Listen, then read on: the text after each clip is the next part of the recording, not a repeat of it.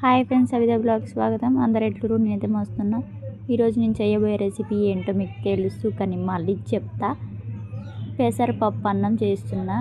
పెసరపప్పు అన్నం ఎందుకంటే చిన్నపిల్లలకి పెసర్లు బాగా అరుగుతాయి కాబట్టి పెసరతో పప్పు అన్నం చేస్తున్నాం. మనిషిని దీంతో చేసుకోవచ్చు, కానీ పెసర్లు అయితే తొందరగా అరుగుతుంది, డైజెషన్ తొందరగా అవుతుంది. అందుకనే పెసరతో చేస్తున్నా.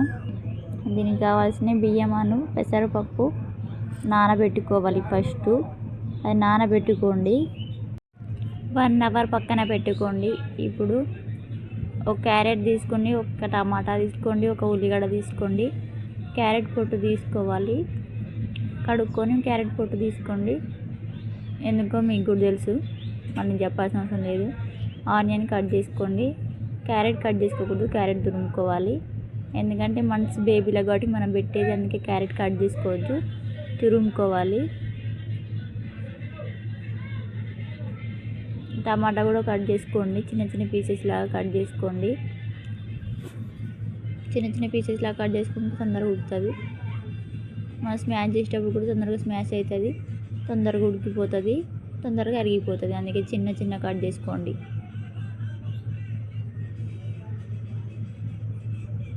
కట్ చేసుకున్న వాటిని పక్కగా పెట్టుకోండి. పక్కగా పెట్టుకొని క్యారెట్ తురిమేది తీసుకోండి. క్యారెట్ తురిమేదని ఒక బౌల్ తీసుకోండి. తీసుకొని క్యారెట్ని తురమండి.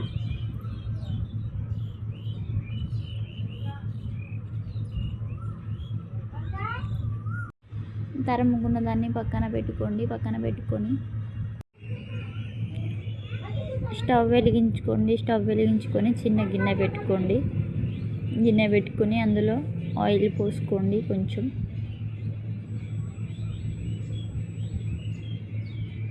కొంచెం ఆయిల్ పోసుకున్నాక జీలకర్ర తీసుకోండి. జీలకర్ర కొంచెం నలిపేయండి, చేతులతో నలిపేయండి. ఎందుకంటే చిన్న పిల్లకాయలు కదా, వాళ్ళకి అరగది, మోషన్లు అట్నే వస్తుంది. అందుకనే అట్లా కొంచెం నలిపండి. లేకపోతే కచ్చాపచ్చగా దంచుకొని వేసుకోండి. పిల్లల వరకు కచ్చాపచ్చగా దంచుకొని ఒక బాక్సులు పక్కన పెట్టుకొని వేసుకోండి. పిల్లల రెసిపీ చేసేటప్పుడు అందులో ఆనియన్స్ వేసుకోండి, ఉల్లిగడ్డ ముక్కలు. అవి వేసుకున్నాక కొంచెం పసుపు వేసుకోండి.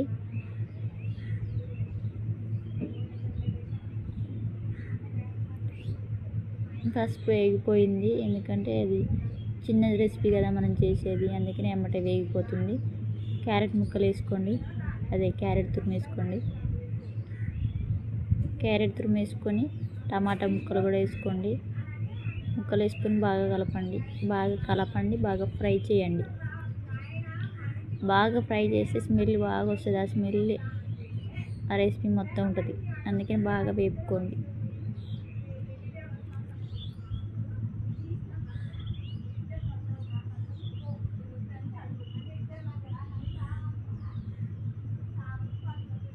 బాగా వేపండి.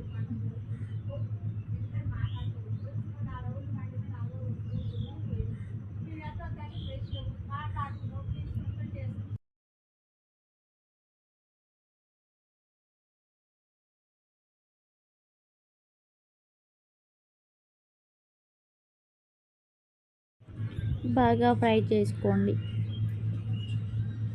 బాగా ఫ్రై చేసుకున్నాక వాటర్ పోసుకోండి. ఒక గ్లాస్ బియ్యాన్ని, చిన్న గ్లాస్ బియ్యానికి పెద్ద గ్లాస్తో 2 గ్లాసులు వాటర్ పోసుకోండి. మెత్తగా ఉడికిపోతుంది, కుక్కర్లో ఉడికినట్టు ఉడికిపోతుంది. బాగా ఫ్రై అయిపోయింది, వాటర్ పోసుకోండి.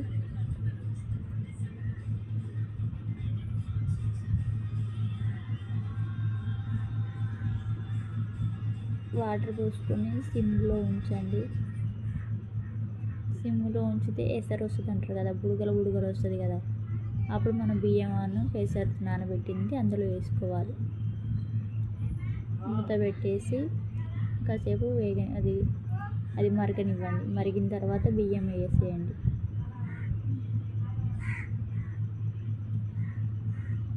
చిన్న పిల్లలకి ఎక్కువ పెట్టే రెసిపీ ఏంటిదో తెలుసా? పప్పు తింటే ఎక్కువ బలం వస్తుంది. పప్పులో ప్రోటీన్స్ ఉంటాయి. అందుకే నేను ఈ వీడియో చేస్తున్నా. మీరు కూడా ఇట్లా చేయండి, ఖచ్చితంగా టేస్టీగా ఉంటుంది. దానికి నేను గ్యారంటీ. లాస్ట్లో నేను వీడియో కూడా పెట్టినా, మా పాప ఎట్లా తిందో మీరు చూడండి. స్కిప్ పెట్టినది 10 మినిట్స్ అట్లనే వదిలేయండి. ఏదైనా పని ఉంటే చేసుకోండి.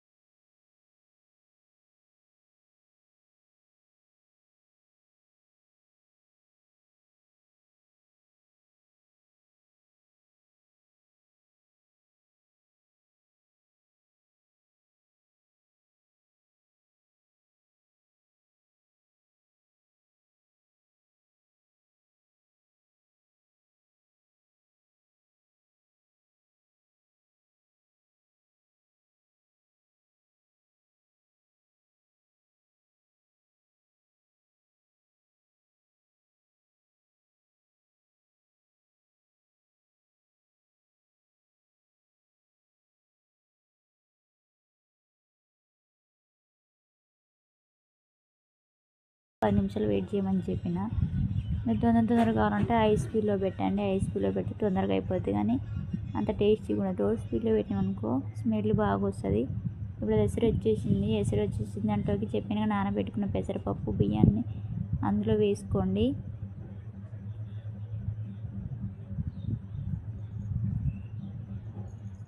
అందులో వేసుకొని బాగా కలపండి. మీకు సాల్ట్ కావాలంటే సాల్ట్ వేసుకోండి, లేదంటే స్కిప్ చేసుకోండి. నేనైతే కొంచెం వేస్తున్నా ఇప్పటి నుంచే. మా పాపకి 11 months, ఇప్పటి నుంచి నేను సాల్ట్ స్టార్ట్ చేస్తున్నా. ఇంత ముందుకైతే అసలు నేను సాల్టే పెట్టలేదు. మీరైతే మీ ఇష్టం, మీకు పెట్టాలనిపిస్తే పెట్టండి, లేకపోతే లేదు. 1 year బేబీలకైతే పెట్టొద్దని మా డాక్టర్ గారు చెప్పి ఇంతకుముందు నేను పెట్టలేదు. 11 months అని ఇప్పుడు కొంచెం ఫుడ్ తింటలేదు. టేస్టీగా ఉండాలి కదా, అందుకనే కొంచెం వేస్తున్నా. మీకు కావాలంటే వేసుకోండి, లేకపోతే స్కిప్ చేసుకోండి.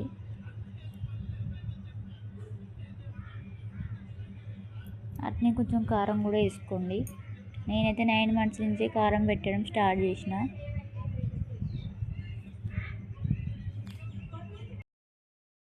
మా హస్బెండ్ ఏదో మూవీ చూస్తుండే, ఎక్కువ ఆ సౌండ్ వినపడుతుంది నేను మాట్లాడేదానికంటే. బయటికి బొమ్మన్నా పోవట్లేదు.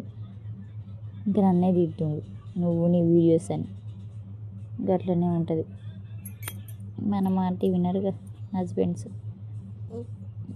దాని మీద మూత పెట్టుకొని ఉడికించుకొని, బాగా సిమ్లోనే ఉడికించుకొని, బాగా టేస్టీగా ఉంటుంది. స్మెల్ బాగా వస్తుంది. ఐస్ స్పీడ్లో పెట్టి ఉడికించుకున్నాం అనుకో ఎక్కువ టేస్ట్ కూడా ఉండదు. స్మెల్ ఉంటుంది, టేస్ట్ ఉంటుంది. లో ఫ్లేమ్లోనే ఉడికించుకోండి. ఫుడ్ బాగా మెత్తగా ఉడికించుకోండి.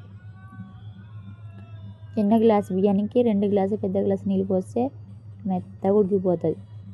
స్మాష్ కూడా తొందరగా అవుతుంది.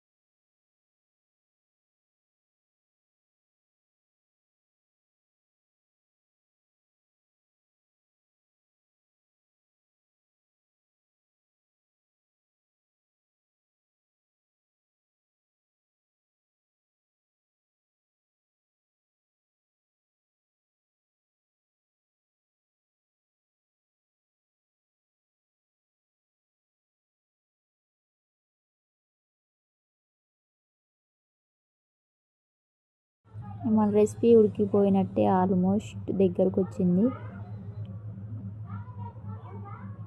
ఆ ఎసరంతా ఇనికిపోవాలి, కొంచెం ఎసరు ఉంచాలి. ఒక మెత్త పట్టుకొని కూడా చూసినా ఆల్మోస్ట్ ఉడికిపోయింది. ఇంకొంచెం ఎసరు ఇనికిపోతే ఆఫ్ చేసుకోవడమే గ్యాస్. ఎసరు కొంచెం ఉంచుకోండి. కొంచెం వాటర్ ఉంచండి, కొంచెం లాస్ట్కి కొంచెం వాటర్ ఉంచుకున్నాం అనుకో, దాన్ని మనం స్మాష్ చేసినప్పుడు కొంచెం పేస్ట్ లాగా ఉండాలి. పేస్ట్ లాగా ఉంటే పిల్లగాళ్ళకి తొందరగా మింగగలుగుతారు, తొందరగా అరుగుతుంది. కొంచెం ఎసరు ఉంచుకోండి. ఎసరు ఉంచుకొని స్టవ్ ఆఫ్ చేసుకొని దాన్ని స్మాష్ చేయండి. దేనితోనే స్మాష్ చేసుకోవచ్చు. నా దగ్గర పప్పు గుత్తో స్మాష్ చేసిన, మెత్తగా స్మాష్ చేసుకోండి. చూడండి, కొంచెం లిక్విడ్, కొంచెం ఎసరు ఉంచితే ఎట్లుందో పేస్ట్ లాగా అవుతుంది మెత్తగా. అందుకని కొంచెం వాటర్ ఉంచుకొని మెత్తగా పేస్ట్ లాగా చేసుకొని సర్వింగ్ బౌల్ తీసుకొని, తినిపించే గిన్నె తీసుకొని అందులో సర్వ్ చేసుకొని దాంట్లో కొంచెం నెయ్యి వేసుకొని బేబీకి తిని పెడితే చూడండి ఎట్లా తిన్నదో. కొంచెం కూడా వదిలిపెట్టలేదండి, సూపర్గా తిన్నది. మీరు కూడా ఖచ్చితంగా ట్రై చేయండి రెసిపీ. Thank you.